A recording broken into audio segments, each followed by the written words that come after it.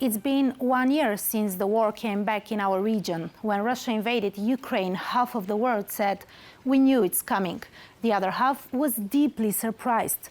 Was it a surprise? And were we ready for everything that followed? Did Europe provide enough help? What more can we do? And can we do anything to stop this?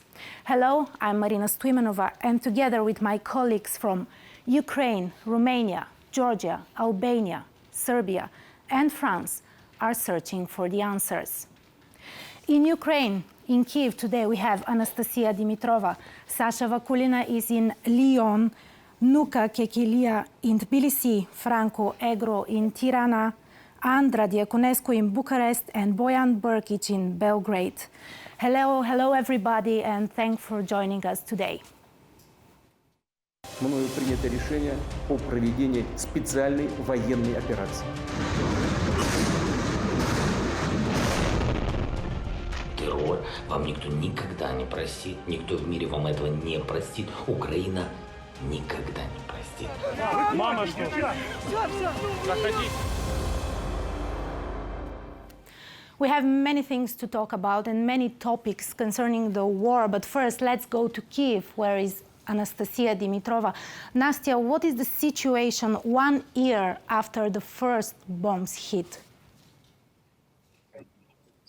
Hello from Kyiv. Life in Ukrainian capital has changed dramatically for the past 12 months. In the early days, weeks, and months of the conflict, millions of Ukrainians fled the country in order to escape it. Today, many of Kyiv's residents are back to their homes. They are used to air raid alerts. Everybody knows what to do when they hear the sirens. Extra security measures were taken here in Kyiv days before the anniversary. Schools in the capital were closed and children went to distance learning. Authorities urged residents to be vigilant because of expected shelling. Some of the capital's citizens decided to leave it temporarily before the anniversary just to be in a safer place. The week of the anniversary was marked by a few key visits here in Kyiv. The most important one, probably, of them was the visit of the United States President, Joe Biden, who arrived in the Ukrainian capital on Monday. He met President Volodymyr Zelensky and reaffirmed that the West will continue to support Ukraine until the end. At the same time, Russia continues its offensive in Donetsk and Lugansk oblasts. Experts say that the offensive that was expected in the spring has already started, but it will not have the scale we saw a year ago. The blow on the Ukraine's economy was severe in the past year. This affected every citizen of the country. The latest forecast from the International Monetary Fund is that the country's economy will gradually start to recover this year, but Ukraine will need the support from its allies. At the same time, we see that the military support is expanding. Many more countries are sending what the Ukrainian army needs to protect the country. Thank you, Anastasia. We're coming back to you a little bit later, but one of the first journalists in the world in the first day of the war in Ukraine was Sasha Vakulina from Euronews. Sasha, was this war expected, or the world underestimated the signs? What do you think? I arrived to Kyiv on the 13th of February, taking one of the last flights from Paris to Kyiv by Air France. The West had been issuing warning after warning that the war was highly probable and that Russia was going to invade Ukraine. The atmosphere in Ukrainian capital was very different. It was defiant and even somehow dismissive.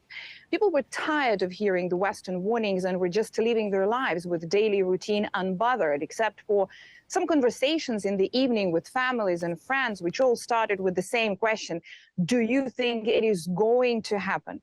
There were even indicated dates, and when Russia did not invade on the 16th of February and then on the 22nd, the mood somehow lightened up, but not for long. On the evening of the 23rd of February, the tension was growing among the population. By midnight, it was almost palpable. I received the information from my sources late in the evening of the 23rd of February with the warning the invasion was very probable and it was coming. But despite this tension, most of the Ukrainians had the same reaction, some sort of a disbelief. The disbelief that something like that can be possible in 2022, that the war of aggression is possible in the 21st century, that one country can invade a neighboring independent country, can throw tanks and planes and can bomb cities and launch missiles at the country of 45 million people, targeting the civilians. Now, so did the world underestimate the signs? I don't think so. I think the world just could not comprehend it, could not believe in Russia unleashing war, because the world, us, we simply believed in humanity. So on the 24th of February last year, when the war began, what did you hear? What did you see? What were the first picture that you saw and probably, I'm sure you will never forget until the rest of your life?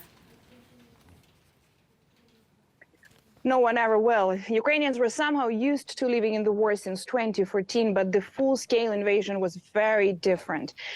Most of us never seen missiles hitting residential buildings from our windows. Most of us do not know the sound of the air raid sirens. I started the news coverage with the first explosions in Kyiv, then went to the metro station, the closest bomb shelter for many civilians. The stations were filling up really quickly. People came with their families, with their children, with their pets. In the morning of the 24th of February, they did not know yet that many of them would stay at those metro stations for weeks. I then went around central Kyiv, watching how people react, what do they do, how they behave. In January, in Lyon, at the Euronews headquarters, we had a few editorial meetings about the possible invasion, what could happen in Ukraine, and possible scenarios. As a Ukrainian myself, I had a different perspective on that. When we discussed what would ordinary people do should Russia invade, Western think tanks predicted they would surrender and flee Ukraine. Meeting after meeting, I said Ukrainians would not surrender. Ukrainians would fight even if they wouldn't stand a chance bare hands.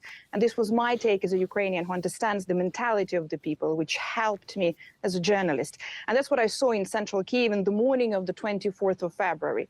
Men and women arriving as volunteers to the military conscription offices. And this was the decisive factor that cannot be evaluated or estimated. Thank you, Sasha. We're coming back to you in a couple of minutes, but first let's talk about the impact of the war.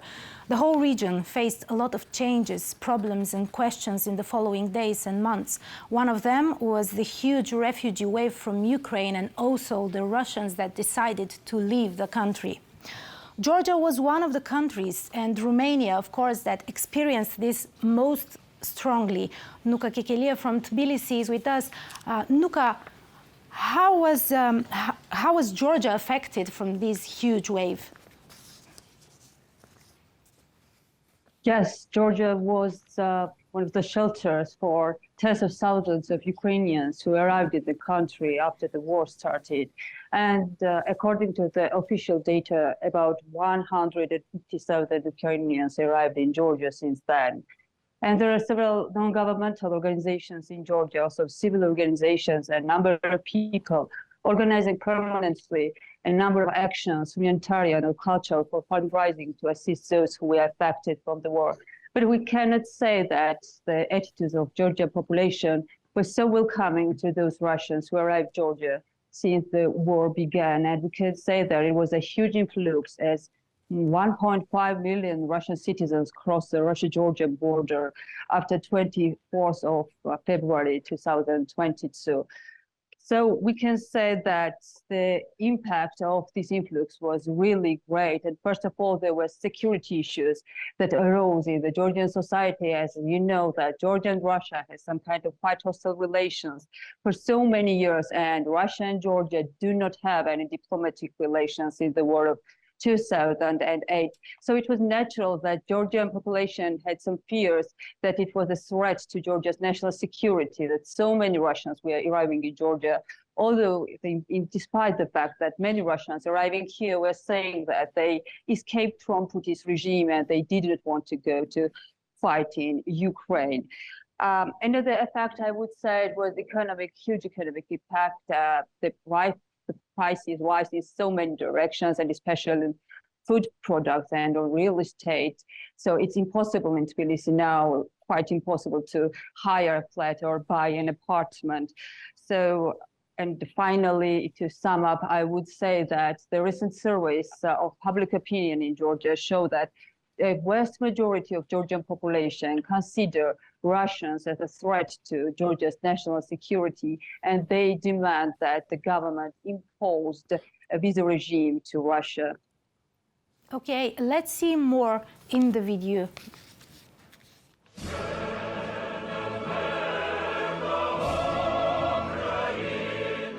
Many in Georgia know this anthem by heart, and it is very often sung in Tbilisi and other cities throughout the country, mostly at the rallies supporting Ukraine. About 160,000 citizens of Ukraine have arrived in Georgia during 2022, although the majority of them have left the country.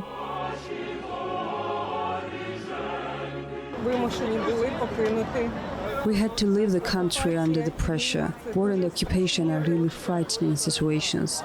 It appears as though they are stealing your life.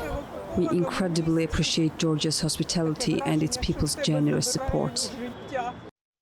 Differently from Ukrainians, Russian citizens have long-term plans in Georgia.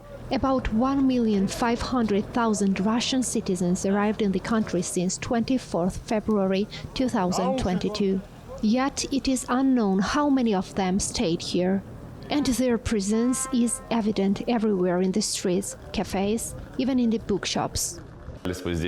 We are here because of the war Russia started. We do not want to live in a country which is attacking others and carrying out fascist deeds. Not many in Georgia seem happy with the huge influx of the Russian citizens.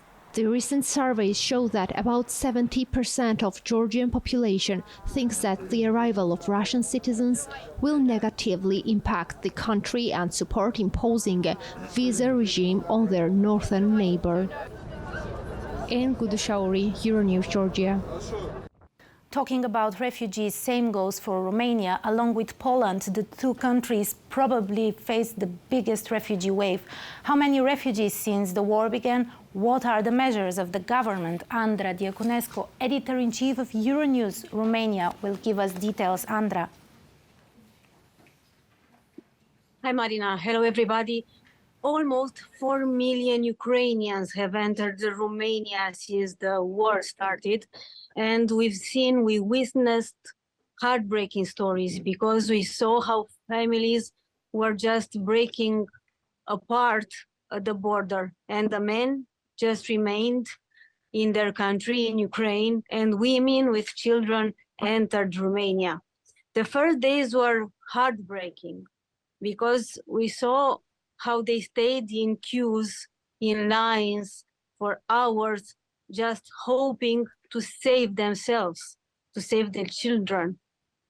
Now, after 1 year, we can see successful stories, or we can see that most of them try to do something with their lives.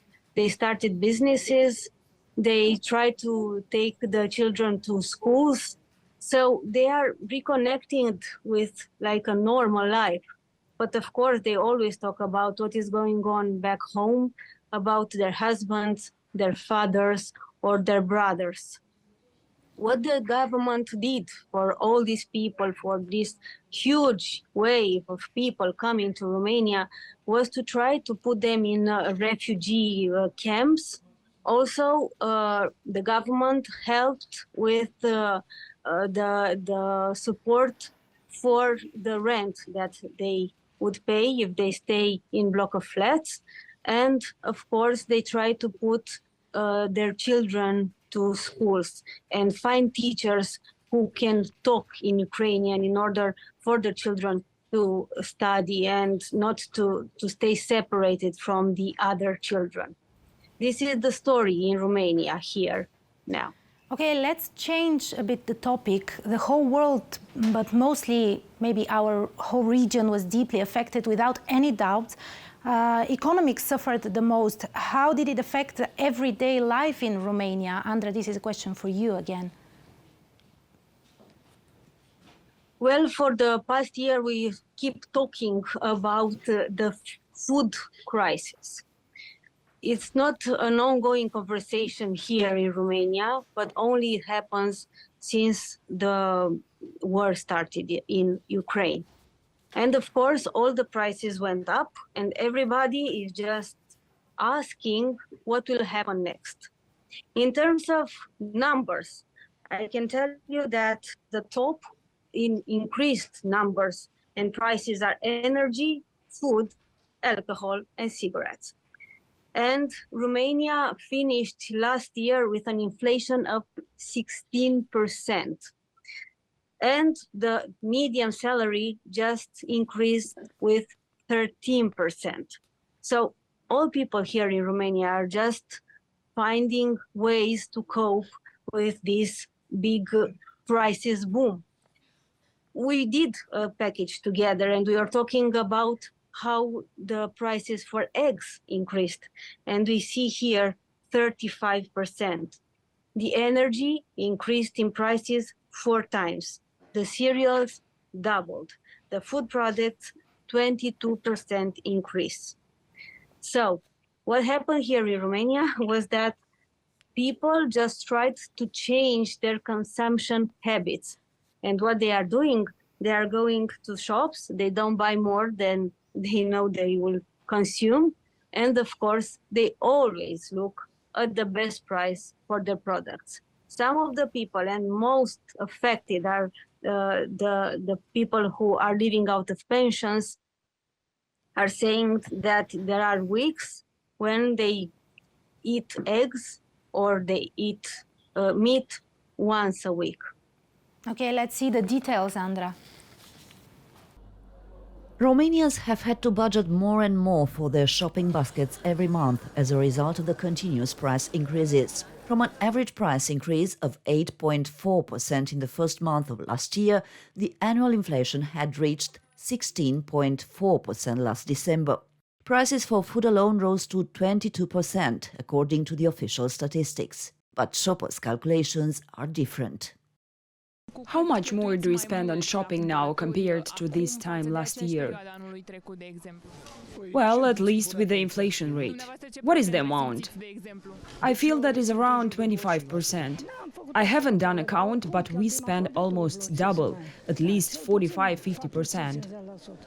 About 30% more or less.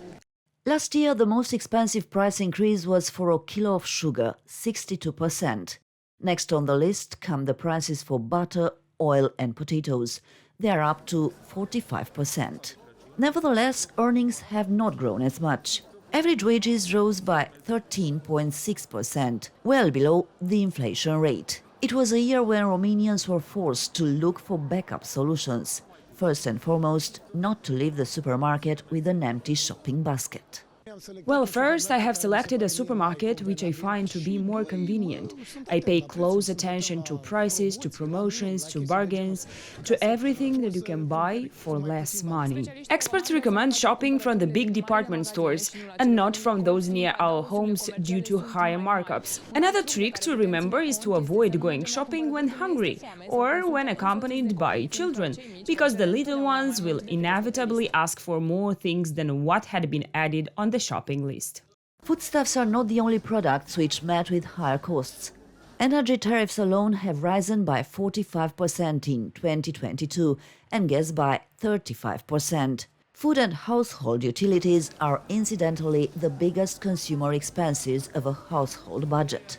That's almost half of the total. Calculated per household member, food costs an average of 445 lei a month, while bills amount to about 200 lei. With figures such as these, Romania ranks last within the European Union when it comes to the monthly income. Yet we are not the only one struggling with inflation.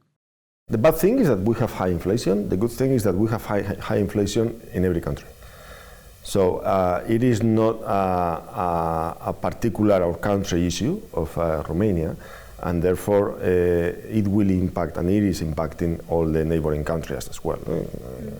Every European Union, Eurozone, but also other countries. No? I would say, a little bit optimistic on the future of how we are managing inflation. The Romanian finance minister is also optimistic when it comes to the evolution of prices. I could say, a certainty, but I would let the time to speak first. Perhaps the calculations lead me to the area of single-digit inflation at the end of 2023. Too optimistic? Yes. When you say that, you're assuming that no element of chance could possibly happen. This is the scenario that the National Bank of Romania is considering. We probably had a peak in November with a slight downtrend in the first quarter. From the second part of the year, we will have a significant decline in inflation, and that's very important. For the end of this year, the experts forecast that inflation will range between 7 and 9%. I remember Albania was working hard on advertising its tourism, trying to attract Russians before the war. How did it affect the economy of the country? Question for Franco Egro in Tirana. Hi, Marina. Thank you very much for the question. It is true that the Albanian tour operators and the government of Albania, they were investing hard in bringing as many foreign tourists as possible.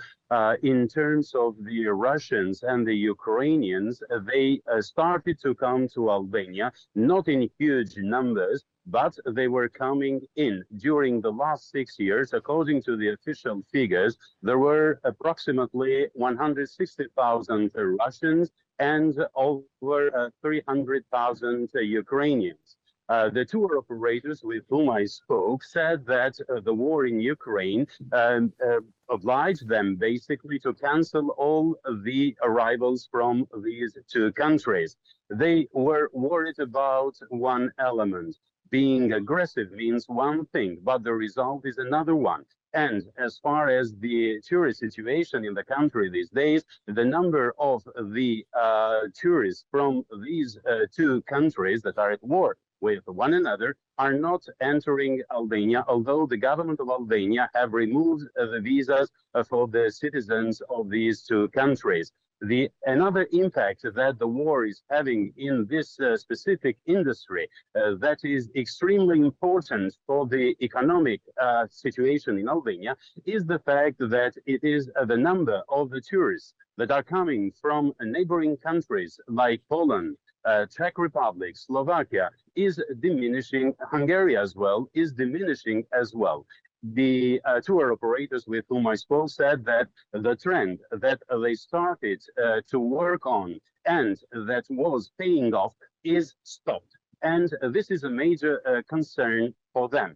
At the moment, we should underline one element that the Albanian tourist operators and the government is trying to invest a lot in this industry, trying to get as many tourists, as many foreign tourists as possible from neighboring countries. But another interesting fact is that tourists from Spain, England, and other Western European countries are coming to Albania to explore it as probably the last destination unknown to them. Let's see more. The war in Ukraine negatively affected the reveal of tourism in many countries, including Albania. Tourist operators do not accept bookings from Russia and Belarus this year either, as long as the conflict there is open.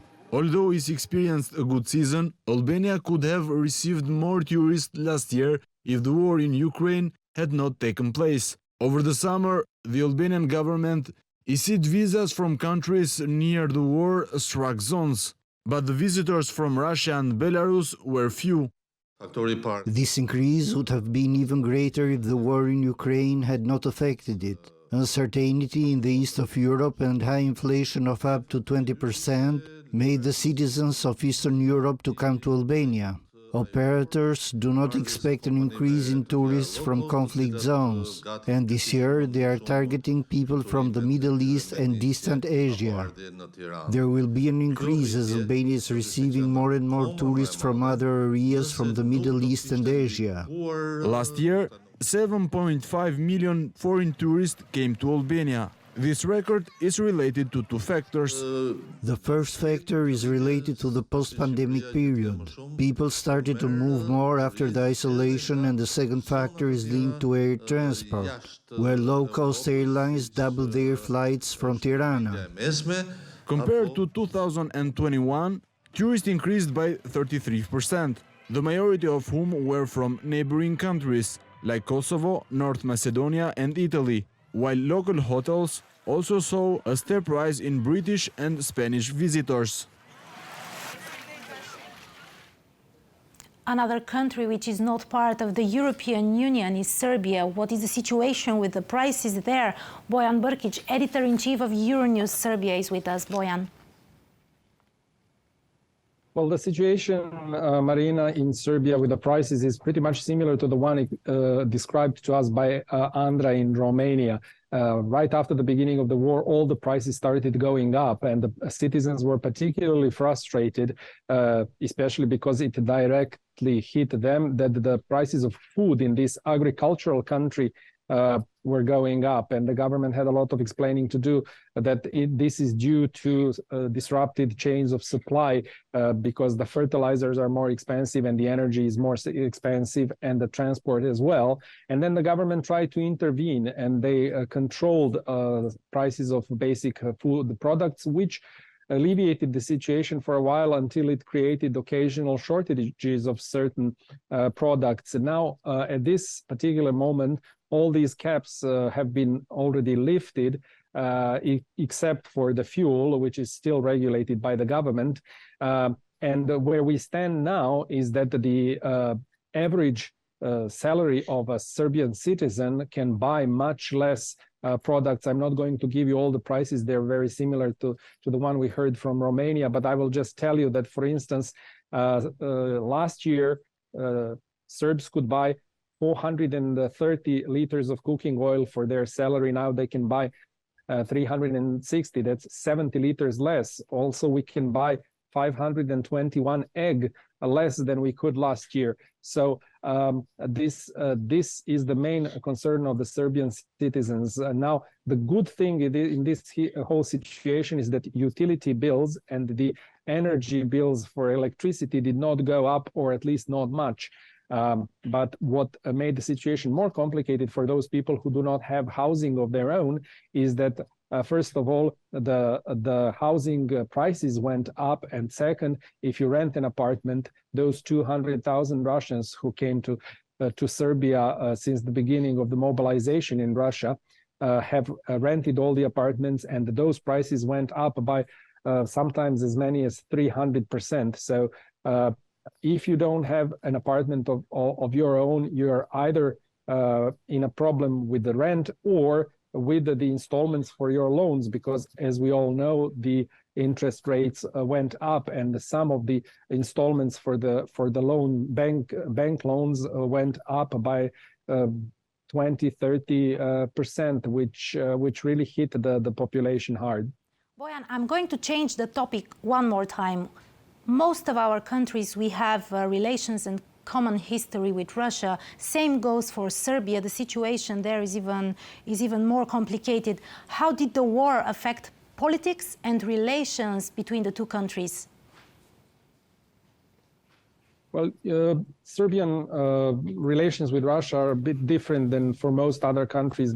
To begin with, because unlike most of Eastern Europe, Serbia has never been ruled or dominated by Russia. So most historical events were sort of positive. But to skip ancient history, in modern times, right now, Russia was important for Serbia because it supported Serbia in its goal to prevent the independence of its breakaway province of Kosovo. Russia sits in the Security Council of the United Nations and vetoes all the decisions that lead to independence or possible membership of Kosovo in the UN. Based on that, good relations were built. The rhetoric between the two countries was very friendly for years and decades now.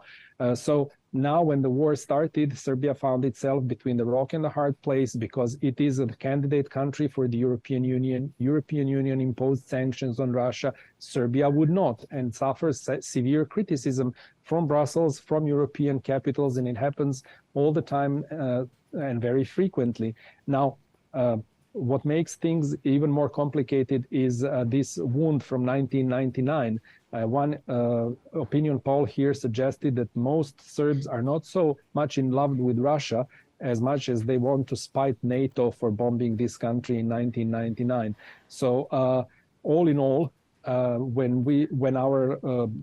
Serbian government started hinting that sanctions against Russia might become inevitable because the conflict is growing and we see something that is reminiscent of the Cold War, and we will have to, geography will decide which side of the Iron Curtain we are going to be on. Some people find it very difficult to reconcile with that. Yeah, and let's see the example you gave us. It's a good example.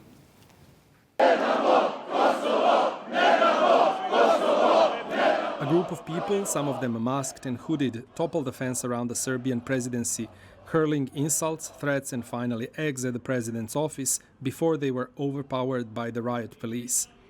These demonstrators were just the most agile ones from a crowd of several thousand who gathered around the president's office to protest what they called the treason of Kosovo. Some demanded ouster of President Aleksandar Vučić, and not just any kind of ouster. He who signs, he gets killed. Among the crowd, members of the notorious group People's Patrols, who confront the migrants and boast ties with the Russian paramilitary organization Wagner. Their leader inviting Russia's help. Should we allow Kosovo to become a UN member? So, who are we?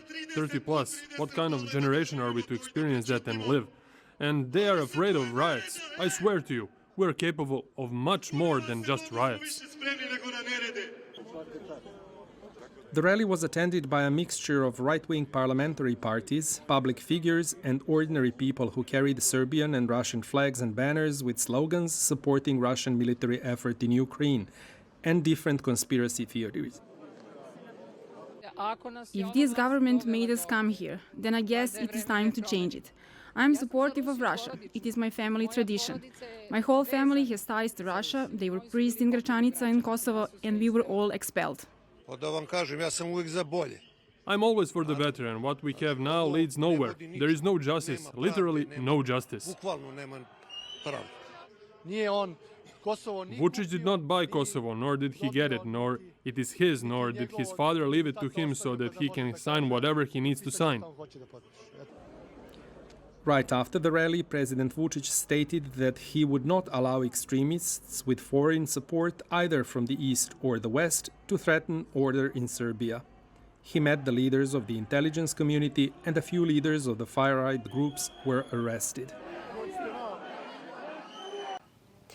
Bulgaria also has tight relations with Russia due to the common history after and before the liberation. That's why the country was more dependent of Russia than others. A huge part of the society has a deep respect of Russia, although this changed a bit after the war in Ukraine started. Even the political crisis in Bulgaria became a hostage of the pro- and anti-Russia sentiments. The biggest dependence, though, is of energy resources that we used to get mainly from Russia. Now, Bulgaria is trying to separate from these dependencies, but this is not easy and for sure not a quick process.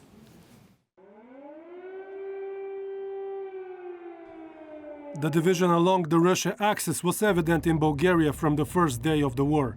Some wanted to impose sanctions, and others vehemently opposed such action. Да покажем на нашите партньори от Европейския съюз и НАТО, че от тук нататък България ще говори в един глас в тези две семейства. Каква точно е ползата на България от налагането на санкции, в резултат на което ще загубим ние? The division in society did not decrease despite the government's actions. Politicians were also divided on sending military aid to Ukraine. Даване на още оръжие означава удължаване на войната. Ние сме за мир. In a bid to wrest itself from Russia's influence, Bulgaria expelled 70 Russian diplomats, putting it at odds with Moscow. Ставить перед руководством моей страны вопрос практически закрытия посольства, поскольку мы не можем функционировать. Bulgaria has been dependent on Russian energy resources for years.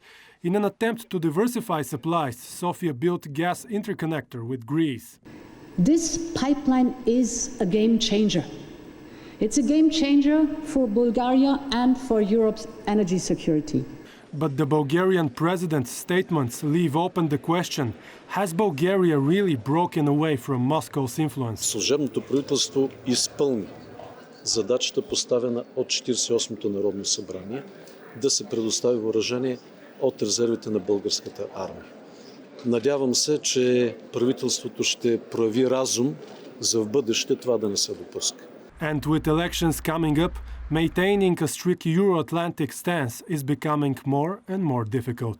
For Euronews, Georgi Karamfilov.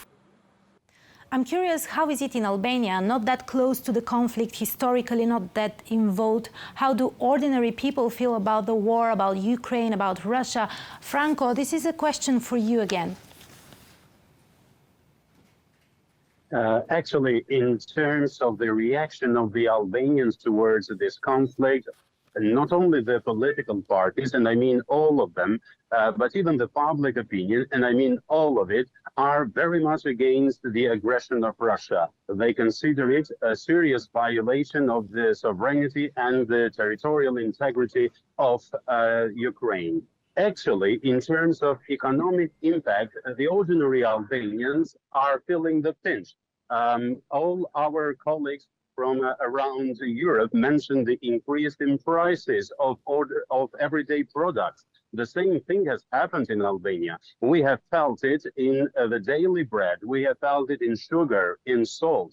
But most importantly, we have felt it in the oil prices, and the transport is becoming even more expensive, and the products that are transported inside the country and from outside inside have increased dramatically.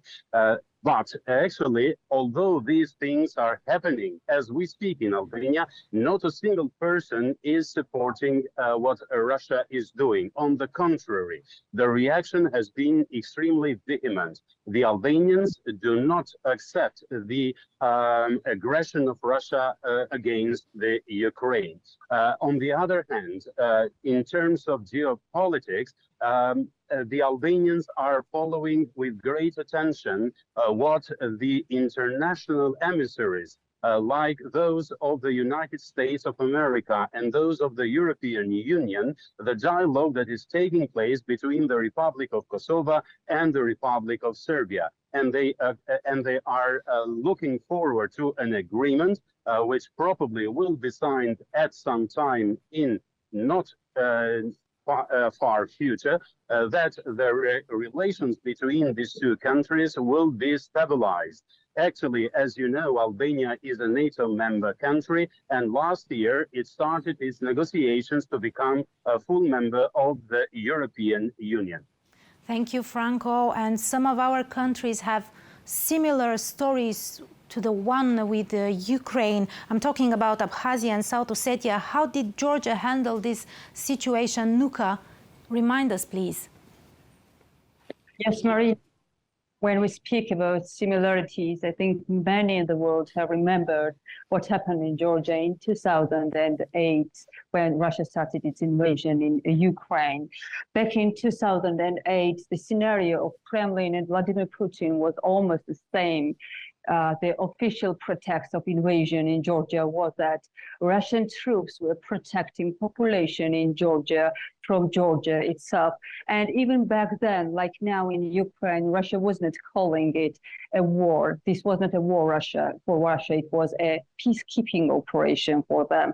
However, the hostilities between Russia and Georgia did not start back in 2008. It counts several centuries, but if we focus on more modern history, we would see that Georgia, after the collapse of the Soviet Union, Georgia went through several bloody conflicts, after which Georgia, Tbilisi, lost control on Abkhazia and South Ossetia, and Russia is still occupying about 20% of Georgia's territories. So this is natural for the country which has about 500,000 of its population internally displaced for the Russian aggression. It's natural that all the past trauma, all the past wounds came back after the war, and the people in Georgia still remind and remember that it was warning the whole world that Russia was not going to stop in Georgia and that it would go much farther. Thank you, Nuka. And I'm going back to Sasha in Lyon. As I reminded you, she was one of the first journalists to be in the beginning of the war in Ukraine. Sasha, how this war changed the world, and what is the way from now on? Can anybody predict? You know, I think it changed beyond the point of no return. When Western think tanks and best military experts were giving Kyiv few days before it would fall under Russian pressure and invasion, they calculated the number of tanks Ukraine had, the number of planes, the ammunition, the missile stocks. That is what their predictions were based on. They could not calculate the unity and determination of Ukrainian people to fight Russian aggression. And this is why Ukraine stands and fights a year after. The difference here being Ukrainians always knew that they would not surrender and would always fight for their independence and sovereignty.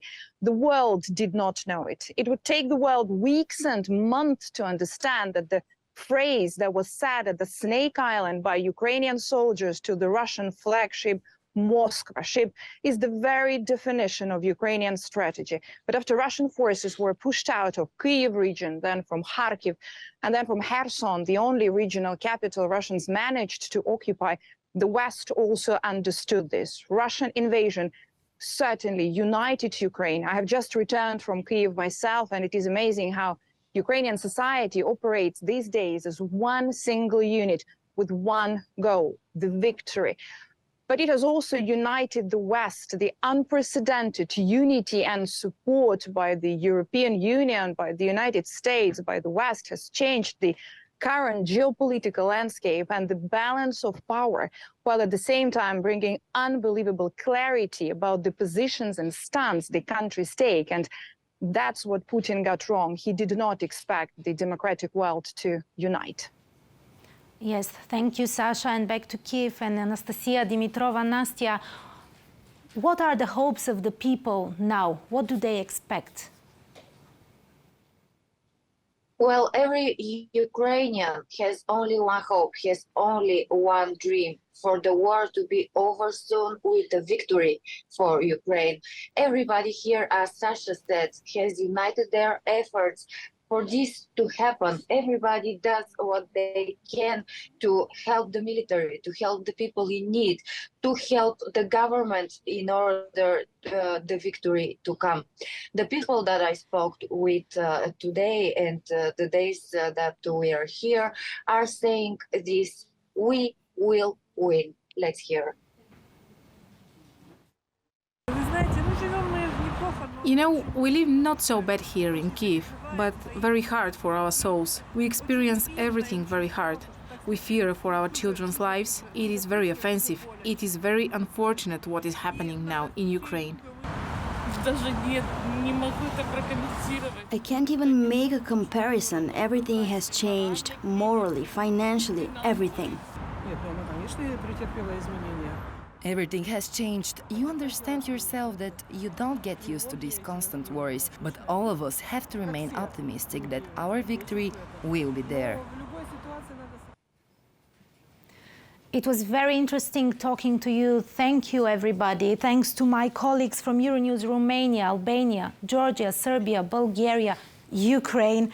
And the headquarters of Euronews in Lyon will be back soon with more. Thank you for your time and stay with Euronews. Мною принято решение о проведении специальной военной операции. Террор вам никто никогда не простит, никто в мире вам этого не простит. Украина никогда не простит. Мама, что? Все. Заходите.